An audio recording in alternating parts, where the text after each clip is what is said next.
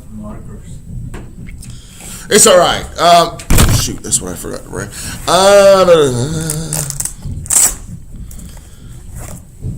All right, I've got a green, I've got a blue, and I've got a red. So there you go. There. And again, guys, sorry about the noise. It's not my fault. I promise.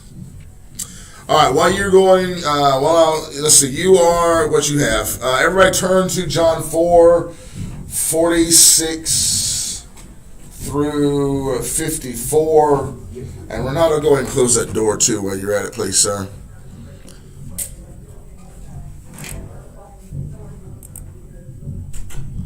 And that way we don't have the distractions from out yonder and also from above.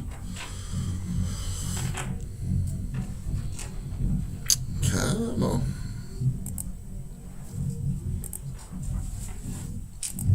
Trying to do too many things at one time. Okay, and we're doing, for those of you that are watching the video, we're doing an inductive study from John 4:46 to 5:29. So that's where we are at with our inductive study today. I'm going to now read John 4:46 through 54 to get us started. So he came again to Cana in Galilee, where he had made the water wine. And at Capernaum, there was an official whose son was ill. When this man heard that Jesus had come from Judea to Galilee, he went to him and asked him to come down and heal his son, for he was at the point of death. So Jesus said to him, "Unless you see signs and wonders, you will not believe." The official said to him, "Sir, come down before my child dies." Jesus said to him, "Go, your son will live." The man believed the word that Jesus spoke to him and went on his way. As he was going down, his servants met him and told him that his son was recovering. So he asked them the hour when he began to get better, and they said to him, "Yesterday at the 7th hour the fever left him." The father knew that was the hour when Jesus had said to him, "Your son will live." And he himself believed, and all his household. This was now the second sign that Jesus did when he had come from Judea to Galilee. All right, so walk us through it, sir. Sorry? Walk us through it. Talk us through it, what you're doing. Okay, right now I'm just writing. Right. I have like to explain like. Yes. Well, can you explain why you go? Can you explain why you're writing? Okay. Well, first they came like to Galilee to a city called Cana. Right. Well, I'm not sure if it's a city. It's a little town. Yes. Yeah. Then there were an official close to Capernaum, near to Capernaum. Okay. Capernaum is in Galilee too, in the beach. And Jesus comes like to Judea to Galilee. All right. We read, you were in Judea, they passed to Samaria, and then go to Galilee. Right. Okay. And okay, now I'm gonna write a reference. It says, yesterday afternoon at 1 o'clock his fever disappeared. Is that what your text said? It was 1 o'clock? Is that what it gave us the answer for? How many of you have, what is it, the 7th hour? Is that what you have in most of your translations? Yeah, that's, it's about 1 o'clock. You're right.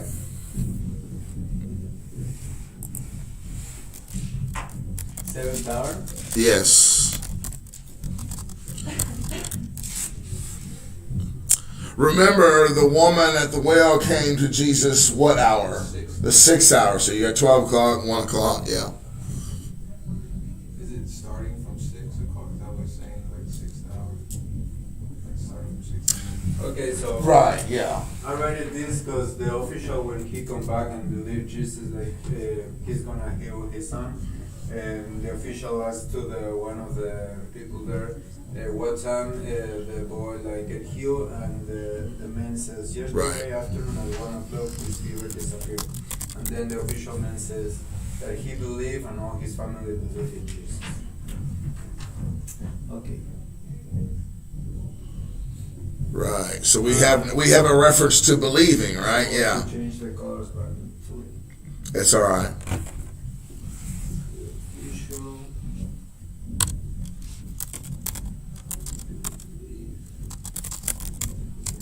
I'm sorry.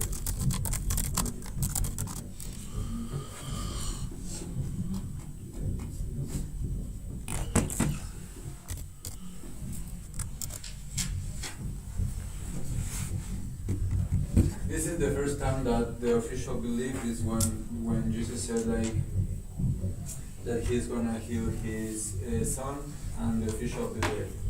In verse, okay, In verse Jesus 15. Jesus said, and the man believed. Yes. Okay. All right. Yeah. Good. Okay, something. Well, I'm gonna finish with this. You could, in essence, put instead of putting twice there the official believed, you could just make the reference 50 and then comma 53 because that's the second time that he Yeah, but believed it's it. like Yeah. he goes. Then it says like he and his entire household believe in Jesus. Right.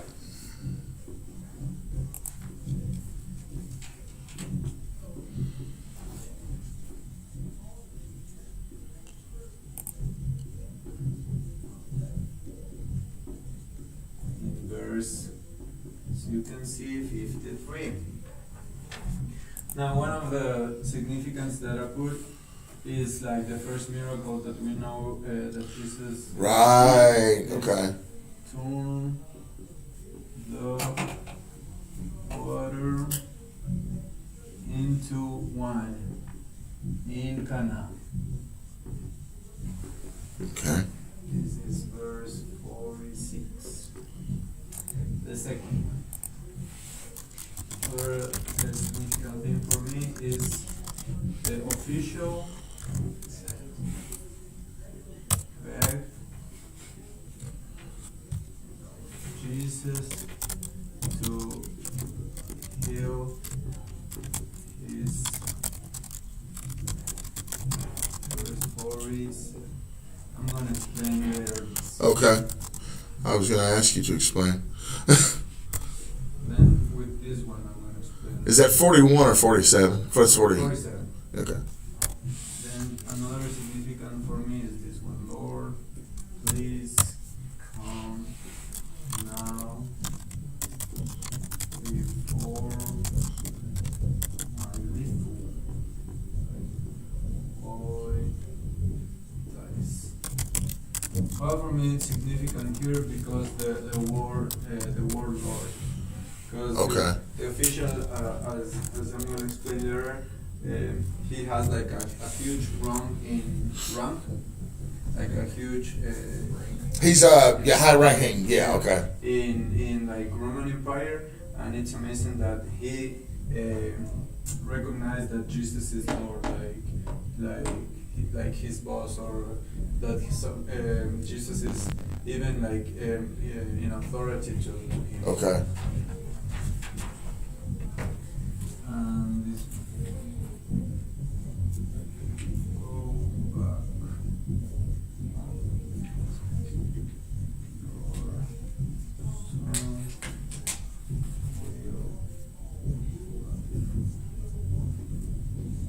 This is significant for me because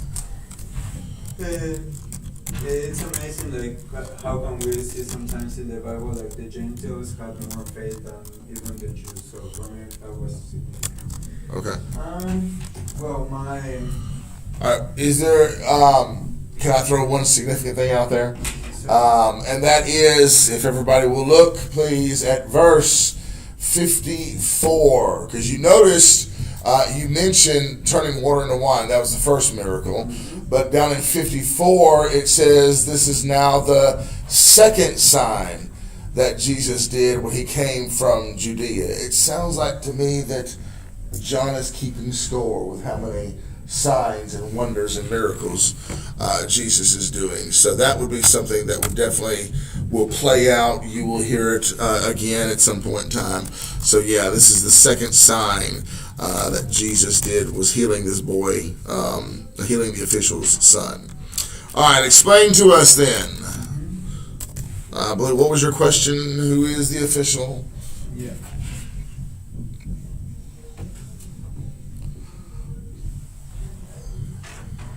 Okay, my question is this one. What is the possible identity of the official? Right. Okay, so when we say in the Greek the word official, it's a Greek word, as I said, and it means basilicos.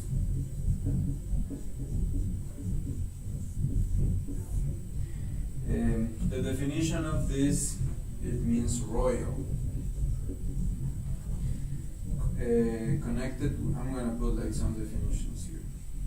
Connected with king, or an officer in the service of the king.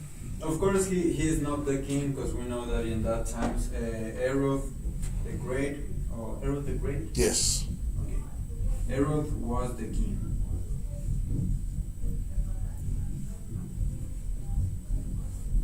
So is he, from your research, is he Jewish or is he Roman? What do the sources say? Okay, I'm gonna read what I have. He was an Herodian, one that espoused the interests of the Herods.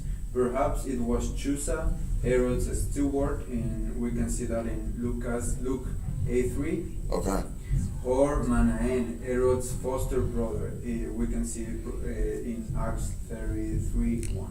So you're saying that this official then is Yeah, he is not Jews. He is like Roman. like, oh, okay. So you're saying he's okay. All right. Yeah. What was the source that you were using? Do you remember what the source was? Well, I used Matthew Henry. Oh, okay. Okay. All right.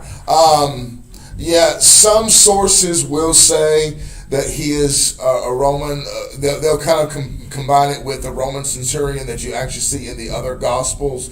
Some sources believe that he's actually an official, kind of like Nicodemus. He's an official in the Pharisaical court or something like that, or something close to Herod, which makes him Jewish. I'm kind of inclined to go with the whole Jewish thought, because he does talk about signs and wonders and everything like that. But again, you'll get that. And guys, when you're looking at commentaries, that's okay. You'll get a couple of different perspectives when you're looking at commentaries. Some will say, hey, maybe he's Roman. Some will say he's Jewish. I mean, you just almost weigh it, maybe as to how many more or what good quality commentaries might say whether he's one or the other. It happens that way. We really, other than the fact that he's an official, we don't really necessarily know the identity of this guy. He's not addressed later in the story, that kind of thing. So we kind of do the best we can with that issue. So yeah, good job. Everybody give him a hand. He did good. I have to borrow this, right? Do it. I have to raise this. No. I'll let the next person erase, and that way, while I'm reading. In another Bible study that I got, it says also that he's part of Herodians. Right. Which would have actually made him Jewish then, if he's part of Herod, because Herod is a Jewish figure set up by the Romans. Herod is one who was appointed to, you appoint a Jew to kind of control the Jews. That was kind of thing. So if he's kin to Herod, more than likely he's a Jewish figure there. And I think that's one of the arguments. Another argument that catches my attention, like in verse 48, unless you see signs and wonders, you will not believe. Well, he has already said that same kind of thing, and will continue to say that same kind of thing to the Jews, who are always asking for a sign. So it kind of makes me, just from the context, without even researching, it kind of makes me think that the possibility is that he's a Jewish guy. He's some kind of Jewish official. But this is not Herod the Great, right? It's like Actually, you're right. Herod the Great was around the birth of Christ. This is about Herod Antipas now, I think, is the one that follows. So yeah, you got the same. Herod is a title, right? It's not a name. It's not a family name. It's a title. In his mind, it meant king, but he's not. He's really like a governor. He would have thought himself to be a king, but the Romans are the ones who actually established and put him in that place to kind of keep control. Yeah, he was a governor. You had Herod, then you had Pilate, who was actually Roman, right? And he's got that title of procurator, which would have been above the governor. So Pilate would have been over the region, and he would have, he's trying to wash his hands of anything, that the Jews are doing. Anyway, he really doesn't want to be there. I'll talk about Pilate when we get down to the end of the semester, really. But yeah, he really doesn't want to be there. But Herod kind of, if you will, operates the day-to-day kind of activities and things like that. All right, I believe Jordan is next. Jordan has chapter 5, 1 through 9. Is that correct? Yes, okay. All right, so I will read while you're erasing, and then you can kind of just... You can, yeah, go ahead. And I mean, it would have been nice if we had a big enough board or whatever to have everything on there together, but we've got a large passage of scripture here, so go ahead and just erase it. I meant to tell you if you want to take a picture of it, you could have taken a picture of it, but you have it on your sheet, so... all right, so while he's erasing, here is chapter 5, verse 1. After this, there was a feast of the Jews, and Jesus went up to Jerusalem. Now there is in Jerusalem by the sheep gate a pool in Aramaic called Bethesda, which has 5 roofed colonnades. In these lay a multitude of invalids, blind, lame, and paralyzed. One man was there who had been invalid for 38 years. When Jesus saw him lying there and knew that he had already been there a long time, Jesus said to him, "Do you want to be healed?" The sick man answered him, "Sir, I have no one to put me into the pool when the water is stirred up, and while I am going, another steps down before me." Jesus said to him, "Get up, take up your bed, and walk." And at once the man was healed and took up his bed and walked. All right, walk us through it, Jordan. Yes, sir. First, for the geography and location, first verse we see they're in Jerusalem. Okay. They're there for a feast of the Jews, that I'll get into later. And then in Jerusalem, they go to a little place called Bethesda. Right. Alright, so for time references, let's see. For time references, and then it talks about how it's the Sabbath. I think it's verse 9. Right. Yeah, it talks about the Sabbath, so we'll put that first. Oh, that's right. I forgot. Now that day was the Sabbath. That's part of verse 9. ESV actually splits it up into another paragraph, but yeah, it is a part of verse 9. I forgot to read that. But then I also put, for time references, I'm putting invalid for 38 years. Should I put that? Yeah, 38 years. Yeah, he's invalid for 38 years. Let's see, you mentioned Bethesda. Now remember, when we talk about geography and location, we're not just talking about geographical places on a map. Right. So what would have been another locational thing? The pool there. And not only the pool, but there's something else there in verse 2. I'll let you look at, or you have your Bible with you? Yes, sir, it's right there. Okay. I'll let you see if you can spot it in verse 2.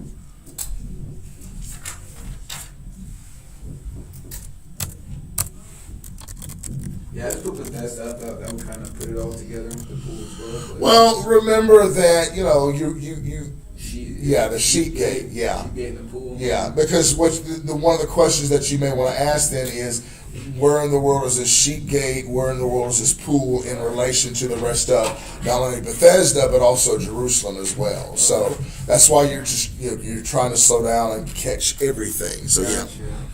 Gotcha. You want me to go over that? Please, sir. Yes, sir. Sheep gate. You just grab my Bible, so it's better.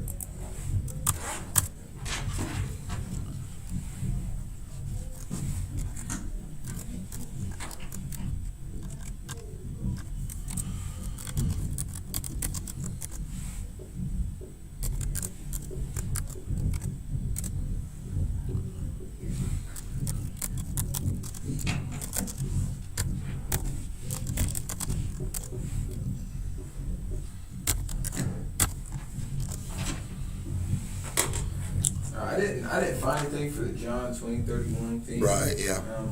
I put something down, but I erased it. I was like, I'm not going to put just anything there. I was tempted to. All right, and for other significant items, the first thing I put, even though it's my question, I'm just putting Jewish festival. Yeah. Yeah, no, that's, yeah. Absolutely.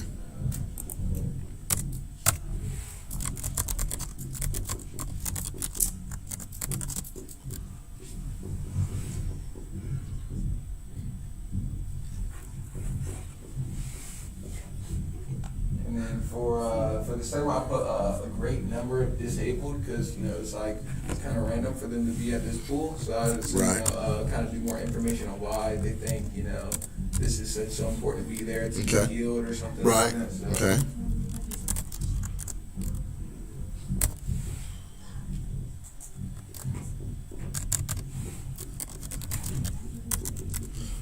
In other words, what would be special about the pool, right? Yeah.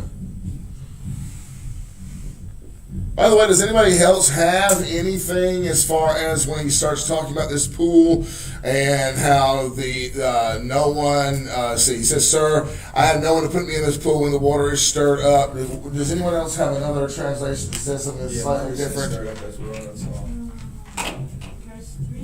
Verse 3. Verse 7. I have the ESV. Okay, you have ESV. But I can search for It doesn't matter. Do like King James or New King James. The water bubbles up. Water bubbles up. Is there something else in between those verses? That was NLT though. Here, KJV, it says, I have no man to pull me into the pool, but while I am coming, another steppeth down before me. Prior to verse 7. Is there anything Oh. prior to verse 7? When Jesus saw him lie and knew that he had been now a long time in that case, he saith unto him, Wilt thou be made whole? Okay, and then read Oh, verse. sir, I have no man when the water is troubled. So the water is troubled. Okay, so no one has anything. Maybe I'm thinking about a different pool. No one has anything about when the angel comes down and stirs up. That's before. That's before. Yeah, that's what I'm looking for. Yeah, verse 4 says, For an angel went down at the pool. Alright, okay, verse 4. In the pool. Yes, which we do not have in the ESV, right? Seriously? Yes, we don't have I don't ESV. have it for the NIV right now. Right, you don't have it for NIV. You have to stop using it. No. verse 4? This is sinful. I don't have the whole Bible. Read the King James, yeah. For an angel went down at a certain season into the pool and troubled the water. Whosoever then first, after the troubling of the water, stepped in was made whole of whatsoever disease he had. Right. In better Greek manuscripts, more recent, better, actually they're closer to the time of the originals, they do not have that verse in the better manuscripts. We start to see this in John. There's a big issue later on in another chapter that we will see the same thing happen, to where the better manuscripts that most people work with today, like your ESV, your NIV, your NLT, most of those translations are working from a different set of manuscripts that do not have that verse. And they're better manuscripts. They're more intact. And not only just better, they're closer to the time of original writing. Okay, right? Remember we said that this was written about 90 to 100 AD. And so you have some manuscripts that are even closer to that. And I said, when I mean that closer, 400, 500 AD or something like that. It's close. But then you have a lot of manuscripts that the King James works from. It's a translation philosophy. The King James was not privy to certain manuscripts that have recently been discovered. That's what I'm saying. So the ESV isn't, that's not like most people say. It's not No, watered it's down. not watered down. Yes, I've heard all the I know, arguments. I'm just saying, but like, Yeah. so it's actually supposed to be like that. It should be Right, like that. yeah, rather than- because ESV, NIV, your newer translations are working from texts that are closer to the time of Jesus, as opposed to the King James, who didn't have that knowledge because they had not been discovered just yet.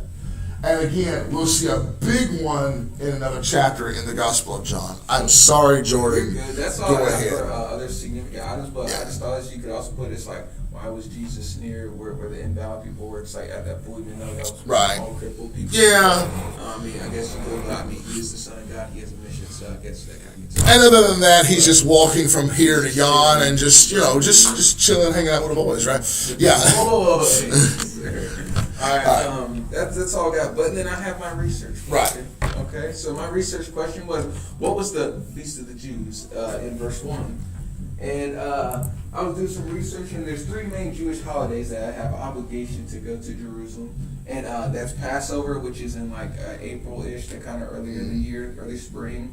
And then there's Feast of Weeks or Feast of In, which is like later in like June or July. And then there's Feast of Tabernacles, also known as Sukkot. I think that's how you say it. That's in like September.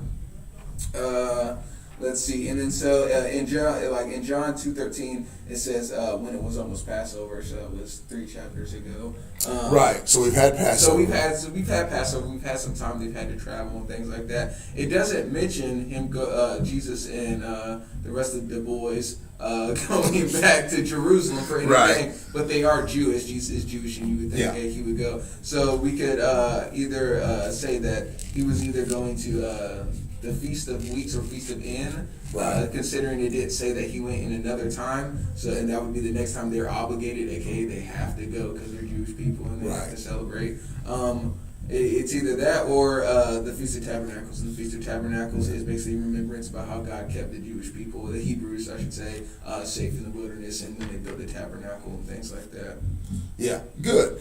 It's going to be definitely one of the 2 latter ones. Right. We're still in this first year. Since John kind of goes in a chronological order, I think it's probably the Feast of In, like the Feast of Weeks. That would be the next one coming. Okay, up, so. good. All right, very good. Give him a hand, y'all.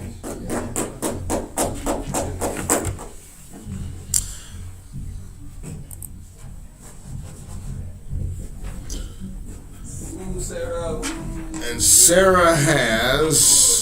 And Sarah, what I'm going to do, I'm going to follow along with the ESV here, and I'm going because it's actually rather significant, and that is I'm going to catch that last sentence in verse 9, and then yours is verse 10 through what did I give you, verse 18, I think it was. Okay. All right, so you can erase his, or you can, since he wrote so small and there's plenty of space, you can keep it up there if you want to. But it says, now that day was the Sabbath. So the Jews said to the man who had been healed, it is the Sabbath, and it is not lawful for you to take up your bed. But he answered them, the man who healed me, that man said to me, take up your bed and walk.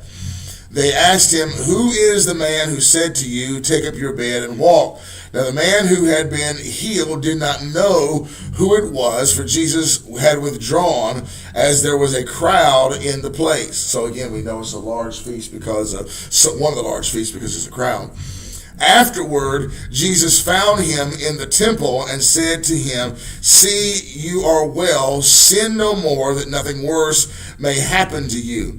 The man went away and told the Jews that it was Jesus who had healed him. And this was why the Jews were persecuting Jesus, because he was doing these things on the Sabbath. But Jesus answered them and said, my Father is working until now, and I am working. This is why the Jews were seeking all the more to kill him, because not only was he breaking the Sabbath, but he was even calling God his own Father, making him equal with God. All right, Sarah, you can talk us through it. So, the time is the Sabbath. Okay? Same. Um,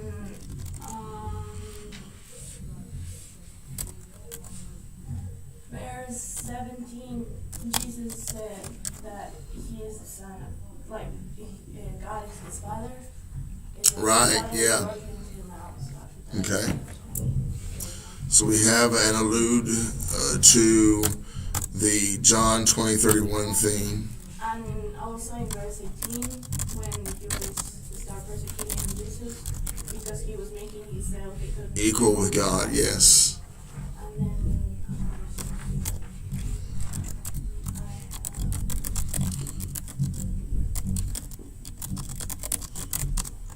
then they asked for the man that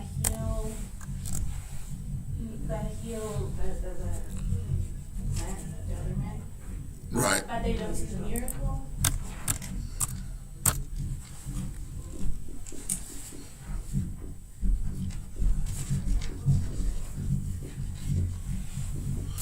So the Jews, is that what you're saying? The Jews asked for the man Yeah. who was healed. Oh, they're asking for Jesus. They're asking for Right, Jesus, okay, but okay. they don't see the miracle Right, of the okay. man.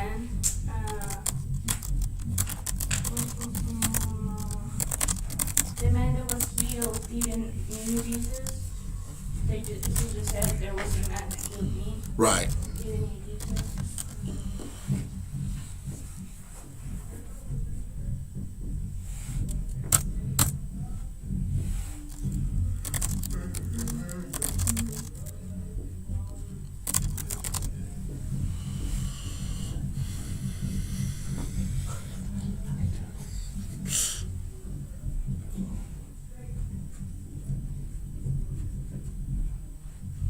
And I have the Jews start persecuting Jesus.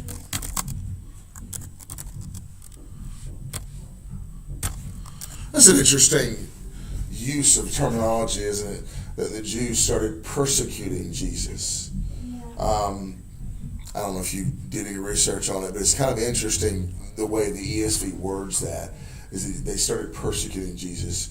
We know there are times in the Gospel of John in which they will actually pick up stones and actually try to either throw them at him, or either there's a mob that gathers around him. I wonder, just thinking here, I wonder what John was thinking about when he actually used those words of the Jews persecuting Jesus. Wonder what, and it might be something, and we'll talk about how the rejection of Jesus, it might be something mild, very mild, as far as just, right now, a lot of it's just name calling and things like that. Would be verbally, wouldn't it? Yeah, it might be very mild, but very verbally. In fact, when we talk about the rejection of Jesus, that's one of the things that you'll see is they start calling him certain names. You know.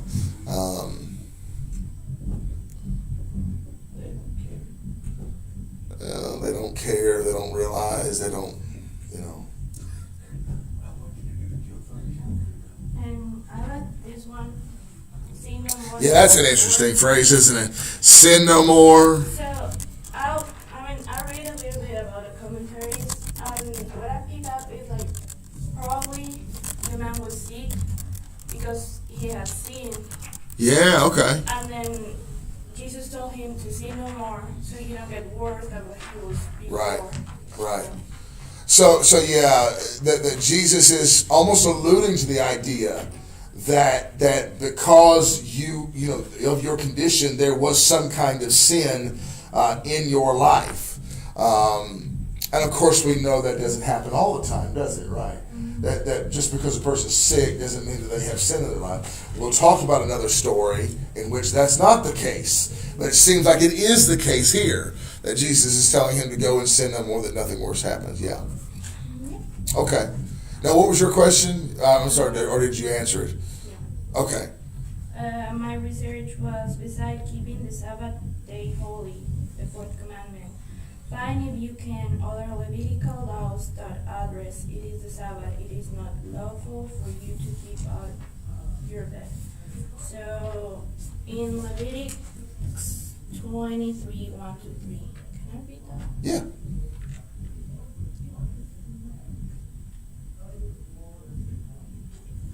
So they are talking about the Sabbath here. And it says, the Lord spoke to Moses, saying, speak to the people of Israel and say to them, these are the appointed feasts of the Lord that you should proclaim as holy convocations. They are my appointed feasts. 6 days shall work be done, but on the 7th day it is a Sabbath of solemn rest, a holy convocation. You shall do no work. It's a Sabbath to the Lord in all your dwelling places. And I put, it is on this day no work has to be done. This day was a special day of worship and resting. It was a day of focusing only on God. In the beginning, the Sabbath was a gift of joy because they were slaves in Egypt. So it was kind of like a gift to have a day just for worship.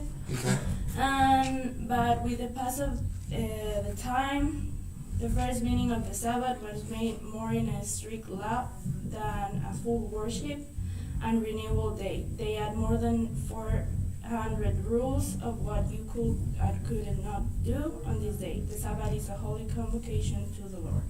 So they kind of started expanding those rules, didn't they? Started making up man-made rules to decide what you could do on and apparently taking up your bed after you've just been healed was considered work. I'll just leave it there, just forget taking up my mat. I'll leave it on the ground and then I'll be fine for littering, right? That kind of thing, so you lose either way, Thank you very much. Why we don't keep the Sabbath anymore?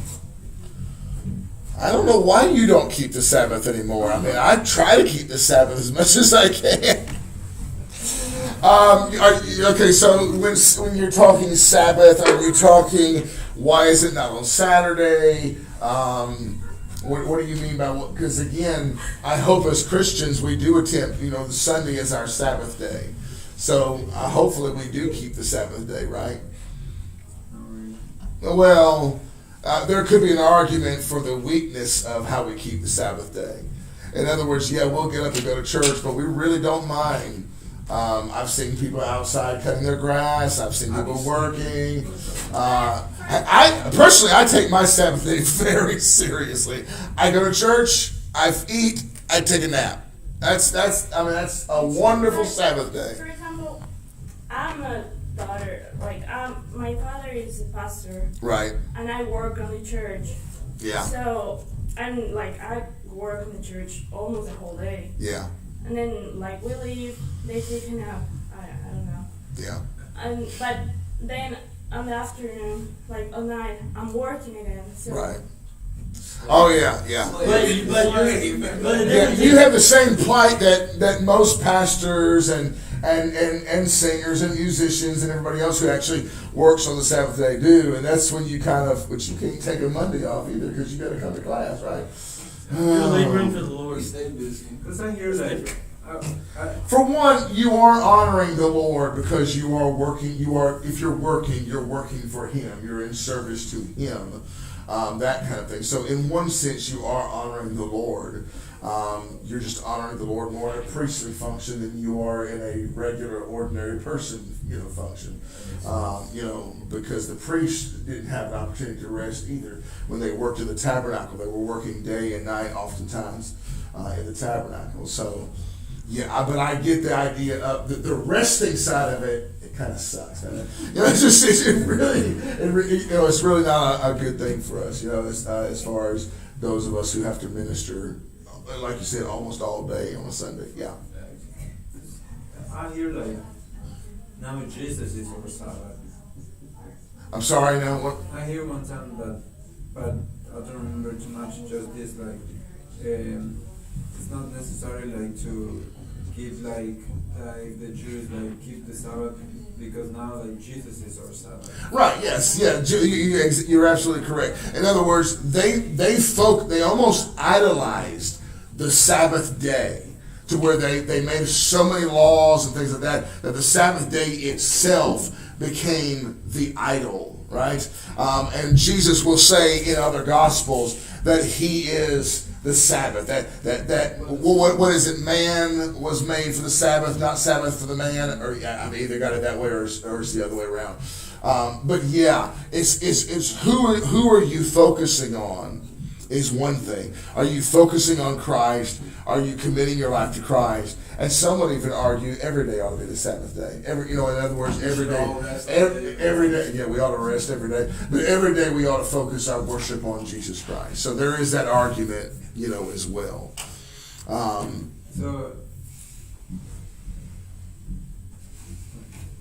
So to answer your question, Christ, yeah, you're right. That would be the main answer. Christ is our Sabbath.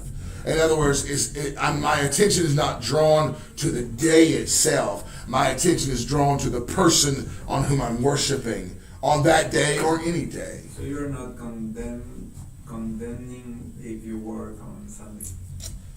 Yeah, I'm a condemner. No. I mean, I'm not going to condemn anybody. That's just how wonderful I am. But no.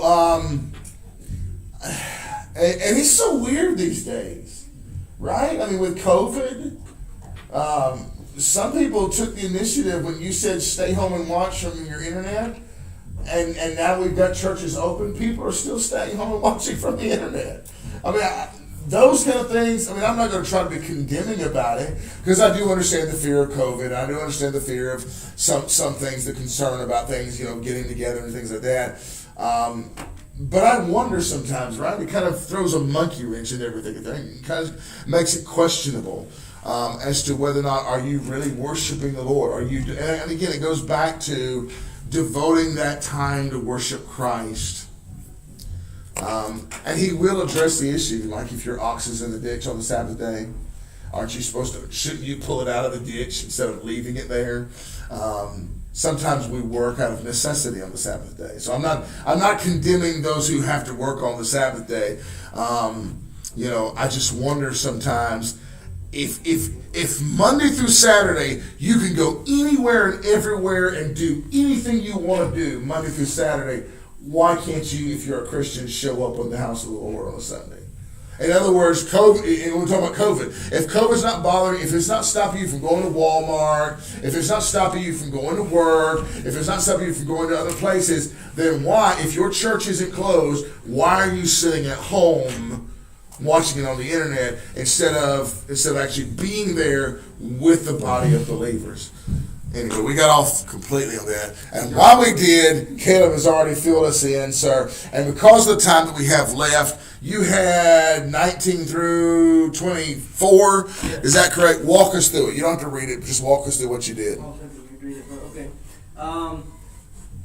Can I read it? Real fast? You feel the need to read it? Okay. All right. So Jesus said to them, "Truly, truly, I say to you, the Son can do nothing of his own accord, but only what he sees the Father doing. So for whatever the Father does, the Son does likewise.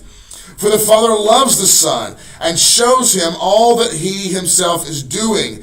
And greater works than these will he show him, so you may marvel. For as the Father raises the dead and gives them life, so also the Son gives life to whom he will. For the Father judges no one, but has given all... I hope somebody just didn't fall there. Given all judgment to the Son, that all may honor the Son, just as they honor the Father.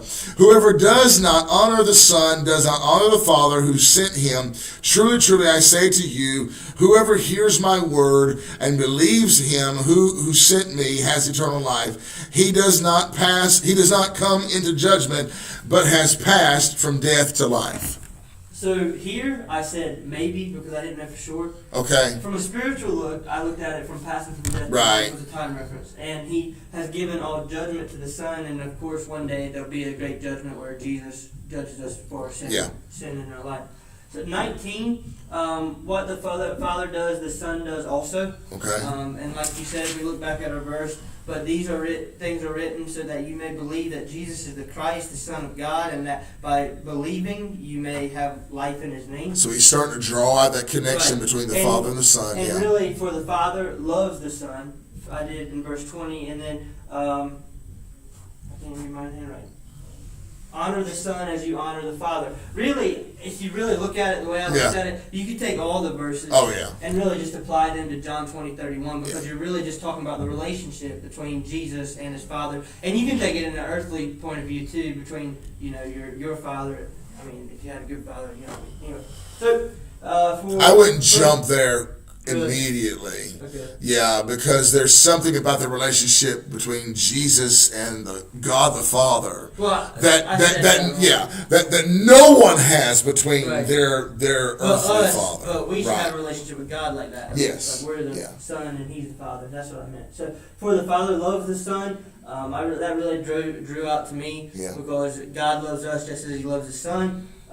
Death to life, in the last verse, it said, He does not come into judgment, but He has passed from death to life. That stood out to me there. For my question,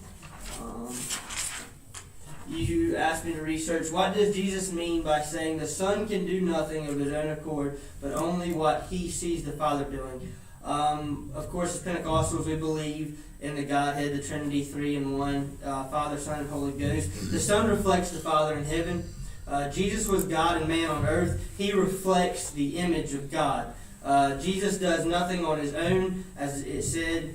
He is fully submitted to God's will through God the Father. Okay. So He's a great reflection. And I will actually, probably Friday of next week. Friday of next week, I will talk about the relationship between the Father and the Son, and we'll expound on that. That was good. Madison, can you run us through it in the next 2 minutes? Sorry. No, you're fine. And we got hung up on that conversation, but that was Bernardo's fault. No, that's fine, guys. Listen, if anytime you have relative questions that pertain to the text and things like that, stuff that's kind of on topic, hey, we don't always have to get through a lesson. We don't always have to get through what we need to get through. Sometimes we can put it off for another day. Do you want me to read it? Do you feel like you need to read it? Okay, all right. Truly, truly, I say to you, an hour is coming, and is now here, when the dead will hear the voice of the Son of God, and those who hear will live. For as the Father has life in Himself, so He has granted the Son also to have life in Himself. And he has given Him authority to execute judgment, because He is the Son of Man.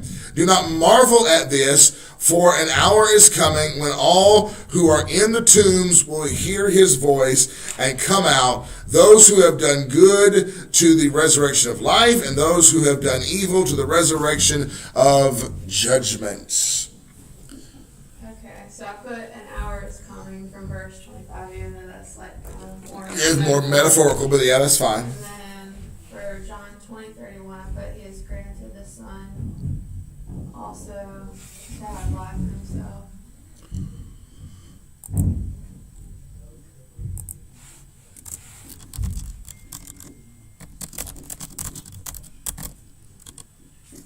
And then I put resurrection of life in verse 29.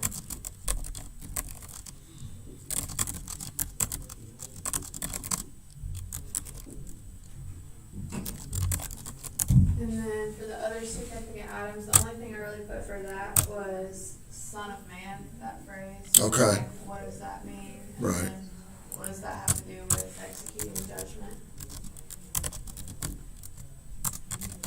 And then for my question, I had, what is the Jewish Old Testament understanding of Jesus' words, resurrection of life and resurrection of judgment?